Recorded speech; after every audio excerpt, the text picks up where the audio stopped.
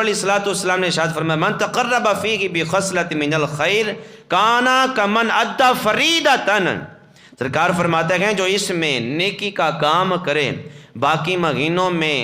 ایسے گئے جیسے اس نے فرض ادا کیے، جیسے اس نے فرض ادا کیے۔ ایک نیکی کا کام کرتا ہوں تو ماہ سیام میں نیکی کا کام کرنے کی وجہ سے مجھے باقی مہینوں میں جو فرض ادا کیے ہوں گے اس کے برابر ماہ سیام میں ایک نیکی کا کام کرنے پر اجر عطا کیا جائے گا۔ پھر آگے فرمایا کہ جو بندہ اس مہینے کے اندر فرض نماز ادا کرتا گئے، فرض نماز ادا کرتا گئے، حضور فرماتے ہیں کہ اس بندے کو 70 فرائض کا ثواب عطا کیا جائے گا۔ 70 فرائض کا۔ فرض میں نے ایک پڑھا،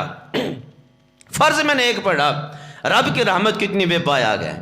رب کتنا رحیم گئے، رب کتنا کریم گئے۔ فرض میں بھی ایک پڑھ رکھا ہوں، فرض آپ بھی ایک پڑھ رکھے گئے، لیکن اللہ رب العالمین اجر ایک فرض کا نہیں بلکہ حضور علیہ الصلوۃ والسلام ارشاد فرماتے فرض ایک پڑھو گے لیکن رب العالمین ایک فرض کے بدلے میں ماہ سیام کے اندر 70 فرائض کا ثواب تمہیں عطا فرما دے گا۔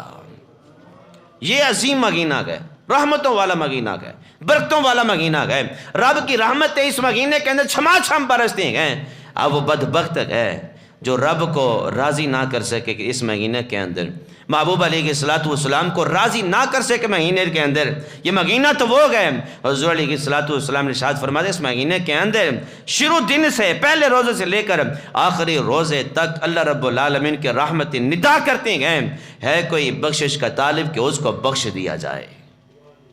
اس کو بخش دیا جائے، ہے کوئی رزق کا طالب کہ اس کو رزق عطا کر دیا جائے، ہے کوئی بھلائی مانگنے والا اس کو بھلائی دے دی جائے، ہے کوئی رنج و الم سے چھٹکارا پانے والا اس کو رنج و الم سے دور کر دیا جائے،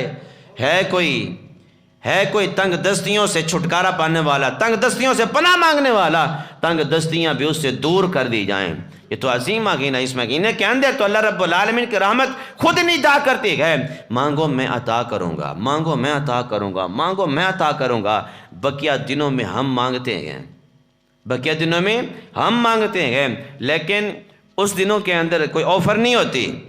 کوئی آفر نہیں لگائی جاتی کہ مانگو دیا جائے گا۔ لیکن یہ عظیم مہینہ کہ اس مہینے کے اندر رب خود فرماتا ہے، رب خود فرماتا ہے کہ یہ وہ مبارک مہینہ ہے، یہ وہ مہمان میری طرف سے آپ کے پاس آیا ہے، اس مہینے میں جو کچھ بھی مانگو گے تمہارے لیے بہتر ہوگا، میں رب تمہیں عطا فرما دوں گا۔